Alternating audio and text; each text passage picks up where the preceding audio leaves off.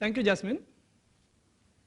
I think after this elaborate presentation by Dr. Christiansen, I don't think there is anything left to tell about or discuss about immunotherapy. You saw different trials, different experiences, and actually what he said, that in Western countries, still obstetricians and gynecologists feel immunotherapy is something like some voodoo magic. And I think Dr. Christiansen will agree with that. But still, I would like to share briefly what we were doing in India, or to be specific in HN Hospital. I would just touch upon what we did. So in 1991, we started a multicentric trial, which Dr. Usha Krishna had brought to our country. It was part of a multicentric study by Professor Redmond from Oxford, and our Bombay was one of the centers. And there we conducted this double-blind study along with my friend Dr. Pranay Shah. The pathology was handled by Dr. Sushil Shah, and the immunocytobiology was Dr. Priya Dhurandhar. After the trial was over, we started this active immunotherapy at this center on a regular basis, and we started getting referrals from our teachers, professors who were doing infertility work, IVF work, and also patients who had repeated miscarriages. To give briefly in one slide what we did.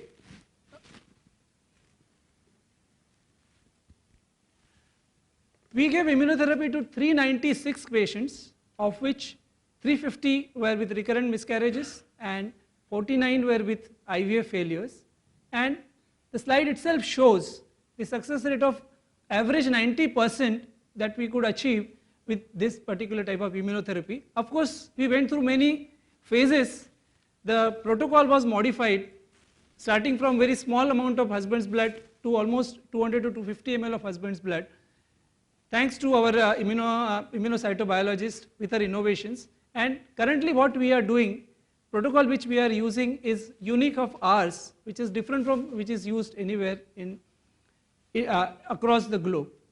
And across the globe also you saw about Cochrane. The Cochrane data analysis at one time said it is of no use. You must have heard about progesterone. There was a Cochrane meta-analysis which showed progesterone is not useful at all in preventing miscarriages. Now currently it has come, analysis has come that progesterone is useful in. So I don't think we should be bogged down by the Cochrane meta-analysis, what it showed in 2006. If our results are good, they speak for themselves. Because I always say, when you have a pudding, the best part is to taste it, and that's the fun of pudding. The best part of pudding is whether it's good or not is in tasting it. So before going ahead, or rather than going on with my slides or any other data, I have a couple of surprises for you. I have invited three of our patients, starting from 1995 to 2012, and I'd like to invite them on stage. Mrs.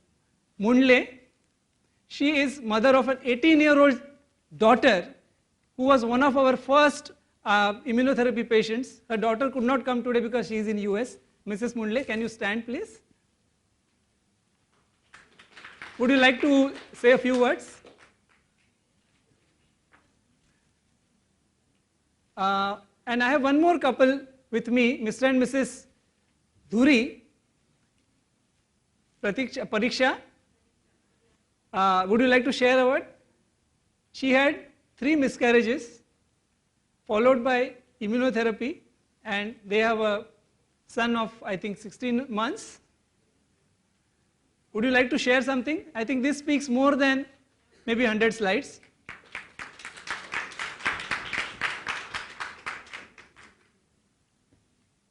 Good evening everyone. Good evening everyone. This is my child, Mr. Master Rushit. Because of Raut sir, only I made this child, and I am very much happy. I am very much happy because past 5 years I am struggling with this, like I am very much struggling because of I don't getting boy or girl. 7 months का baby था, no? My first miscarriage done by 7 months ka baby. That is a baby girl.